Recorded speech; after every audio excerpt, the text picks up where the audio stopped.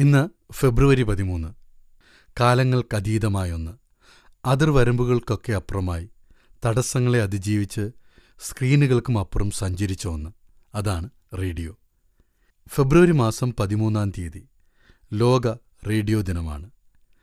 ഇന്നത്തെ ഈ റേഡിയോ ദിനത്തിൽ തലമുറകളുടെ വിശ്വസ്തനായ കൂട്ടുകാരനാണ് ഈ മാധ്യമം. ഗ്രാമങ്ങളിലെ ചെറിയ ട്രാൻസിസ്റ്റർ മുതൽ തിരക്കേറിയ നഗരങ്ങളിലെ ഡിജിറ്റൽ സ്ട്രീമിംഗ് ആപ്ലിക്കേഷൻ വഴി റേഡിയോ ലോകമെമ്പാടുമുള്ള ശ്രോതാക്കളുടെ ഹൃദയങ്ങളെയും മനസ്സുകളെയും ബന്ധിപ്പിക്കുന്നത് തുടരുകയാണ്. റേഡിയോ നമുക്ക് അറിവ് നൽകുന്നു. റേഡിയോ നമുക്ക് പ്രചോദനം നൽകുന്നു. നമ്മുടെ പ്രതിസന്ധി ഘട്ടങ്ങളിൽ മറ്റ് സംവിധാനങ്ങളെല്ലാം പരാജയപ്പെടുമ്പോൾ റേഡിയോയുടെ ശബ്ദം വിശ്വസനീയമായി തുടരുകയാണ്.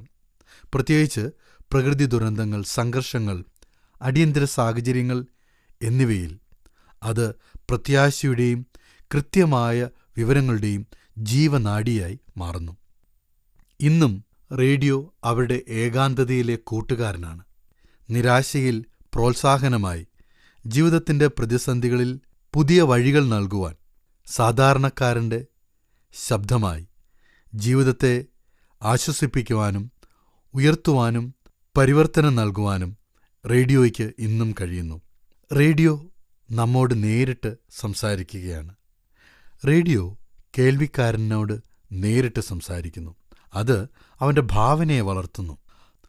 ഇന്ന് റേഡിയോയിലൂടെ പ്രക്ഷേപണം ചെയ്യുന്ന പരിപാടികൾ, അത് നിർമ്മിക്കുന്ന ആളുകൾ, സാങ്കേതിക വിദഗ്ധർ, റേഡിയോ സജീവമായി നിലനിർത്തുന്ന ഓരോ ശ്രോതാവിനോടുമൊപ്പം നമുക്ക് മറക്കാതെ റേഡിയോ എന്നും കേൾക്കുന്നത് തുടരാം. കാരണം റേഡിയോ വെറും ഒരു മാധ്യമമല്ല, അത് നമ്മുടെ സുഹൃത്താണ്. ഇന്ന് ഞങ്ങളെ ശ്രദ്ധിക്കുന്ന ഞങ്ങളുടെ എല്ലാ ശ്രോതാക്കൾക്കും ലോക റേഡിയോ ദിന ആശംസകൾ.